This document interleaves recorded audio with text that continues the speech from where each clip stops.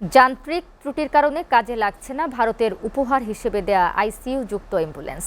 ব্রাহ্মণবাড়িয়ার ৩টি হাসপাতালের গ্যারেজে পড়ে রয়েছে এই অ্যাম্বুলেন্সগুলো।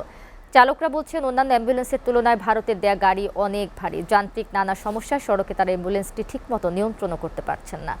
চলাচলেও সময় লাগছে দ্বিগুণ। ব্রাহ্মণবাড়িয়া প্রতিনিধি মনিরুজ্জামান পলাশের প্রতিবেদন।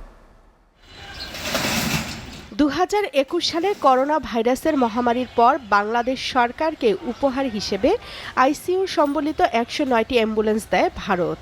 এর মধ্যে ব্রাহ্মণবাড়িয়ার ২৫০ শয্যা বিশিষ্ট জেনারেল হাসপাতাল পায় একটি, আর কসবা ও আখাউড়া উপজেলা হাসপাতাল পায় একটি করে অ্যাম্বুলেন্স।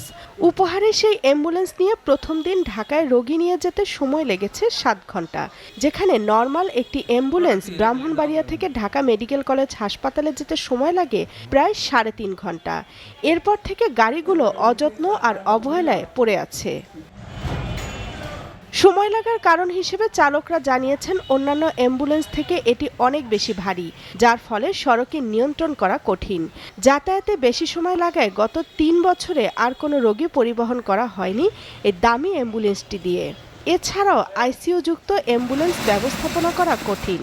এছাড়া সরকারি যে দুটি অ্যাম্বুলেন্স সচল রয়েছে সেগুলোর অবস্থাও বেহাল বলে জানান এই চালক। দূরত্ব যাওয়ার জন্য তার কাছে আমরা মেরামত করে রাখছি, তার কাছে যেতে পারে অনেক রোগীরা নিতেছে না, এটা গাড়ি ভালো না। ভারত সরকার দেয়া আইসিইউ অ্যাম্বুলেন্স দিয়ে সেবা দিতে না পারার কথা স্বীকার করে নতুন অ্যাম্বুলেন্সের জন্য চাহিদা পাঠানো হয়েছে বলে জানান এই কর্মকর্তা। একটি ভারতীয় অ্যাম্বুলেন্স আমরা পেয়েছিলাম। এই অ্যাম্বুলেন্সটি আকারে বড়, কিন্তু এটা সুবিধা হিসেবে আইসিইউর ব্যবস্থা রয়েছে, কিন্তু এটি চলাচলের জন্য গতি ওঠে না এই অ্যাম্বুলেন্সটির, এবং এটি চলাচলের ক্ষেত্রে রাস্তা সরু থাকায় ঠিকমতো চলাচল করতে পারে না। তাছাড়া এই অ্যাম্বুলেন্সটির ব্যালেন্সের সমস্যা রয়েছে। এদিকে সরকারি অ্যাম্বুলেন্স না পেয়ে বাড়তি অর্থ খরচ করে সেবা নিতে হচ্ছে রোগী ও স্বজনদের। ভাড়ায় অ্যাম্বুলেন্স সংগ্রহ করতে গিয়ে রোগীর চিকিৎসা ব্যয় বেড়ে যায় দ্বিগুণ।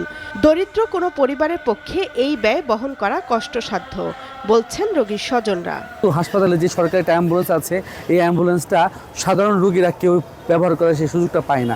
আমরা সদর হসপিটালে আসি, আমরা তো এত টাকা খরচ করে আমরা ঢাকা লয়ে যাওয়ান, আমরা অনেক সমস্যা হয়ে যায়।